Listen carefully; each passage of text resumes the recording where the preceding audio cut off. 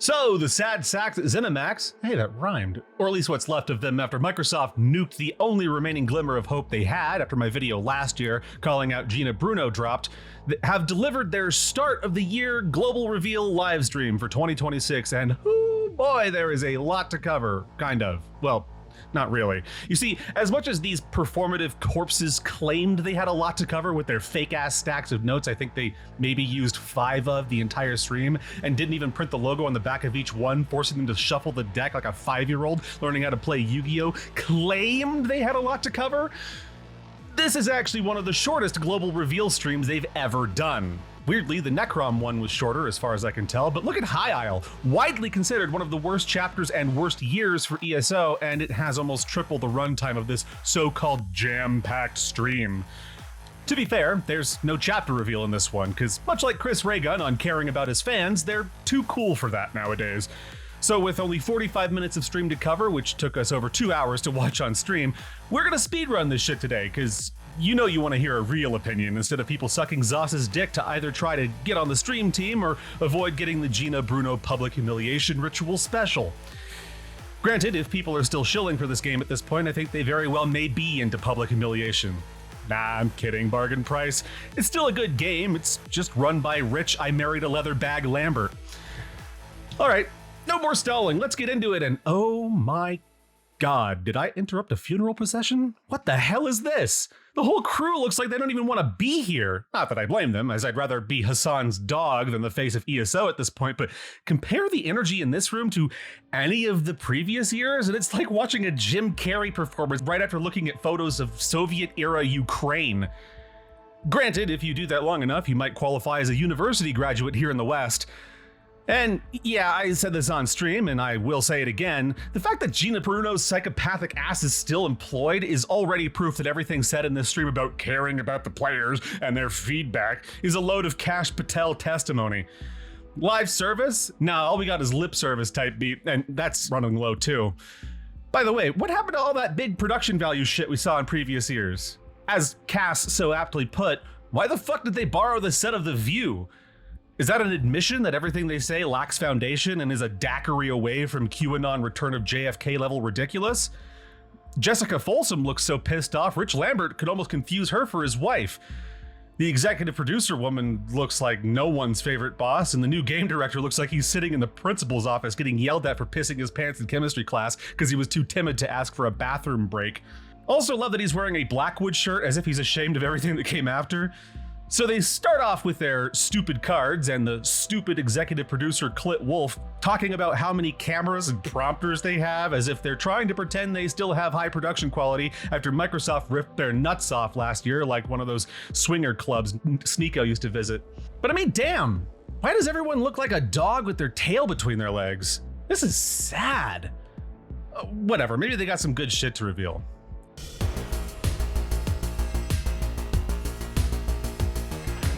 Transparency. More transparency, be more transparent, transparency.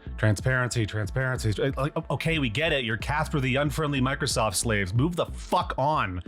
And even then, you spineless jellies didn't even mention Matt Feror leaving and calling out Microsoft for pulling the plug on his 30-year dream Project Blackbird. Seasons. So not the same as last year's season pass, but sort of a loosey-goosey freeform framework that helps them be less predictable with content drops and changes and removes the pressure of making really big chapter releases every year. I mean, except it's not a freeform, loosey-goosey framework that frees them from the 18-month dev cycle they used to follow and is instead a rigid 3-month structure with only 2 guaranteed new things per season.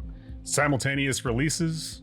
All right, fine, people wanted that, good change. Something that players also have been asking us a lot for is more transparency, more visibility into what's coming. Mm-hmm. In the past, we've held a lot back, like until the last minute, but we're trying to be more transparent, and we'll try to provide players with an idea of what to expect, what we're thinking. Just know that this is it's a living plan, right? And things may change, and we want that. That's part of this. We don't want to be beholden to an 18-month roadmap that we can't adjust. Mm-hmm. We want to be able to change based on feedback and what we learn. So let's talk a bit about what's coming to Tamriel in 2026. There's a lot on this roadmap, and I'm going to list these off quickly, but we're going to go into more of these later, either in the stream or an upcoming announcement. Well, I don't know about the increased transparency. This looks like every other roadmap we've seen from you. Visual refresh and balance updates for DK and two-handed weapons. Sure, man, whatever. Roll back every Nightblade change from the past 3 years and maybe I'll care.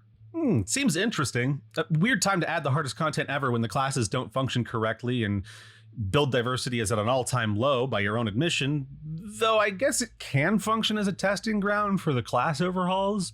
Good change.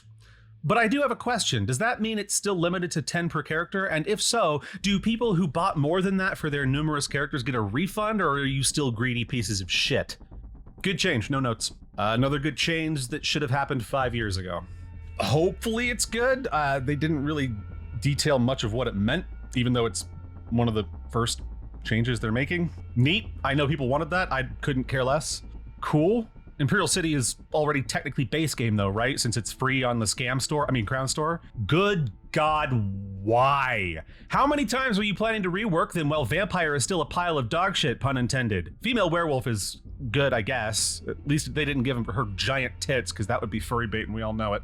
Okay. Well, for all this talk of transparency, they don't seem to cover what the fuck this is. Another thing they don't really get too deep into, but I guess it's naval battles. I can't picture that happening on their engine, but maybe they'll prove me wrong. The ones we sorta have in game are neat in concept, but are just standing on an unmoving boat and pressing E on a bunch of things until the enemy dies. Of course. Is it paid though? Don't know why this isn't Nightblade or Arcanist here, the two classes that arguably need the most work right now. Same thing here, to be honest. Okay, I think this is fine. I'm curious if achievements will still be functional on solo though. Adding story mode for dungeons is a good thing. They don't talk about this either, really. Antiquities should have been base game on release. Still not completely sure what this is. Seems like a version of the Impresario, but with yet another currency. Why the fuck do we have so many fucking currencies? We don't need more. We need more gold sinks. The economy is trash right now. Starting with Season 0, all new content and features are all going to be available for free for anyone who owns ESO or who plays via Xbox Game Pass or PlayStation Plus. All right. Jokes aside, this is a good change, but it comes with caveats that I'll get into later. Tamriel Tomes is our take on a battle pass for ESO. My God, they actually went for a battle pass. No, I'm sorry. That's fucking dumb. I'm sorry. I know people like it. Some people, people with their higher functioning scooped out with the fork. They replaced endeavors and daily login rewards with a fucking battle pass. Nope. And this Susan bitch says, well, I'm so tired of all the to-do lists, so we want to reduce that. Lady, I don't know how to tell you that logging in is not a to-do list. That's just something that happens automatically in the background. Warframe has a daily login system where instead of these are the things that you can get for the month and can miss a bunch of it, it's just a bunch of randomized rewards with milestones for numbers of days logged in. Just do that. And the battle pass system replacing endeavors too, just feels gross. It's another form of FOMO that you can pay money to relieve it. Fuck you. And she says we're not changing the price of subscriptions and we're not removing any benefits for subscribers. That is blatantly false, and I'm going to prove it. By making future DLCs free and adding previous DLCs to base game, you've removed one of the two primary benefits of subscribing. Sure, I think making content releases free for all players to not divide the player base is a good thing on the whole, but you aren't replacing that lost value with anything. People love to blindly defend ESO because of a sunk cost fallacy usually and chalk it up to taste rather than fact. So let's do some quick math, shall we? This is all in Canadian funny money because I don't want to check US prices. $173 for all DLCs, plus $200 worth of crowns per year, plus $53 for the chapter if you want it on release. So about $226 per year. $106 for access to all new things each year, but without the other benefits. That's buying enough crowns to buy each of the DLCs and the chapter. 40,000 crowns for all DLC up to this point, costing roughly $400 plus another $424 for all chapters if you bought them as they came out. So for $173 per year for access to over $800 of content, plus almost $200 worth of crowns per year, let's say it takes you a year to get through all of the content in ESO, which is of course dependent on the amount of time you have to spare, you just got $1,000 worth of value for $173 if you bought the full year subscription. and maybe an extra $53 to play the newest chapter without waiting for it to be added to ESO Plus. Each year that you continue your subscription, you're getting about $106 of extra value if you don't buy the chapters, and $53 of value if you do. With this change, that extra value is lost. So you're paying $173 per year minimum for $200 worth of crowns and the other plus benefits, which, going by this reveal stream, doesn't include the new battle pass. If, however, you subscribe for the cumulative 12 months, you will get one premium plus token to use for any of the 4 yearly battle passes, a value of $30. That's American, so it's probably like 35 here. So your yearly added value for new content drops from 106 to 30 if you don't buy chapters, and 53 to 30 if you do. So let's look at how much it costs to access all content and perks for 1 year before and after this change. Before, it's $226 per year. You get all content and all perks of subscription. After this change, it's $263 per year. That's 1 year subscription and all premium plus battle passes minus one that you'd get from the yearly subscription. By the way, that's not including last year's weird content pass thing for another $67, or I guess $53 if you buy it with crowns. That's confusing. I haven't even looked at it. So they aren't changing the price of the subscription, but to say the value hasn't gone down is a straight up lie. From $173 plus $53 per year to $173 plus $90 per year, or just don't sub and save all that money to spend on Warframe. They included some extra benefits, or rather increased some of the existing benefits, sort of, but at this point the main reason to pay for a subscription is just the craft bag and I guess the crowns. Now that all DLC is going to be free going forward, just don't sub. So what's the overall takeaway from this live stream? DLCs are going to be free. FOMO is increased. Cost of playing is increasing if you want all the perks. Value of subscription is going down. No new chapter or major system to look forward to, at least not that we have any tangible information about. Something transparency, but we're going to talk vaguely about something the game director is excited about but doesn't want to reveal yet, even though we said we're going to be revealing things earlier than normal. But that doesn't seem to be the case. And this Susan person mentioning crossplay casually, with Gina Bruno trying to cover it up by saying guild mail instead, as if they were not supposed to reveal that yet. Working on some bigger, longer initiatives like allowing guilds to send mail to their guild members, crossplay, and guild housing, and more. That's exciting. Love how you just kind of casually drop something like guild mail and then move on from it. If you want to play ESO, now might be an okay time, I guess, but I'd wait until the class refreshes are done and all the DLC is added to base game. Unless, of course, they mean added to base game for people who buy the game now? Because they list Morrowind as base game, but it's only base game if you buy the game after they made that change. I didn't get that shit for free because I owned it before. So since they're talking about how the past is informing the future and the lessons they've learned, all that shit, let me close out with my thoughts on what they should actually do moving forward. Make the game free to play. Don't stagger out the DLCs being added to base game, since there's literally no reason to do it that way as far as I can tell, and just make them all free right now. Switch to a cosmetics-based monetization model. Include Premium Plus Battle Pass tier for every season for 3-month or higher subscribers. Basically, if you pay for a 3-month sub, you automatically get the current Battle Pass Premium Plus tier included. Have that whole Premium Plus accumulation thing happen in 3 months rather than 12. Stop targeting last-gen consoles. I know you tried to bait people with that fake-ass furnishing limit increase, but it doesn't matter nearly as much. All houses should have the same furnishing limit. If it's something you wanted to do for a long time but had technical limitations, that means that the notable house furnishing limit is the ceiling, and the only reason that you don't want to set that as the limit for all houses is because you want to charge more money for notables without backlash, so you give them an arbitrary value. If you stopped targeting last-gen consoles, that technical limitation would disappear, but you're addicted to money and can't offer enough value to bring in new players.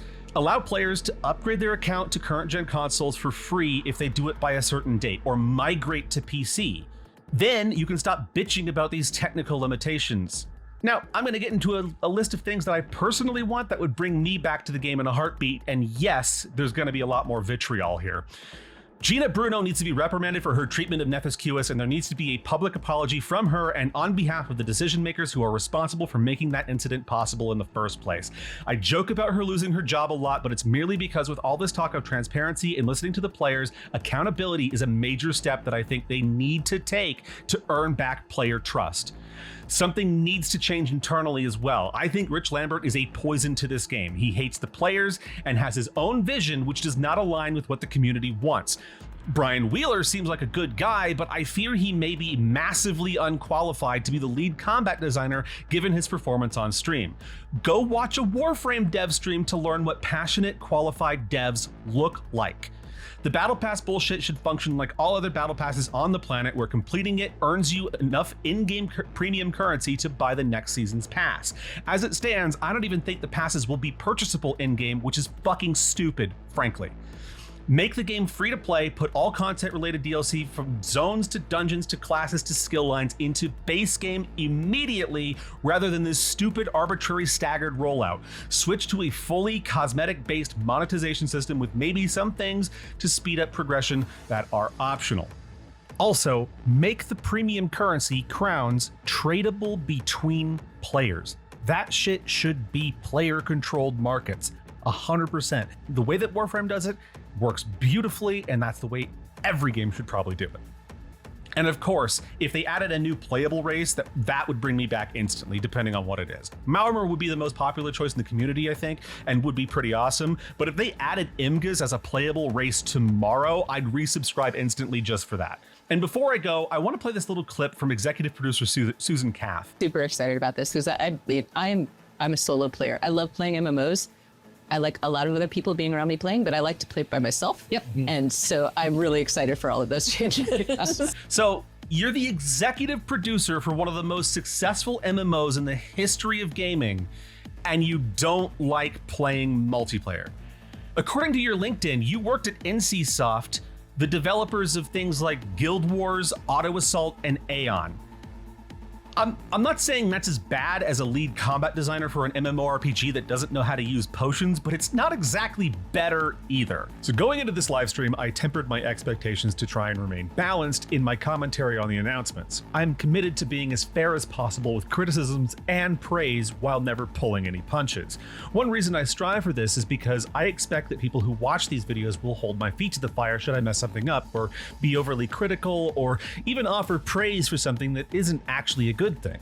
In the wake of this live stream, however, I ended up seeing and hearing comments that took me by surprise in that regard.